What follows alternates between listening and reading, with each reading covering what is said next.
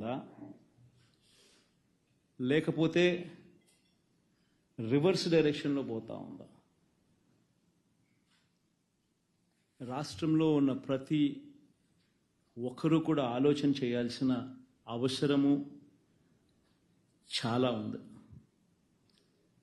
రాష్ట్రంలో ఈరోజు హత్యలు జరుగుతూ ఉన్నాయి, అత్యాచారాలు జరుగుతూ ఉన్నాయి, ఆస్తుల ధ్వంసం జరుగుతూ ఉంది.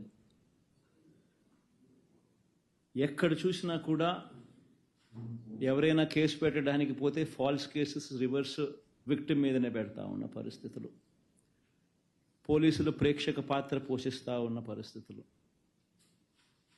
ప్రశ్నించడానికి ఏ స్వరం కూడా ఉండకూడదు, బయటికి అడుగు పెట్టకూడదు అన్న దృక్పథంతో ఈరోజు అణిచివేసే ధోరణితో ఈరోజు ప్రభుత్వం పరిపాలన కొనసాగిస్తూ ఉంది.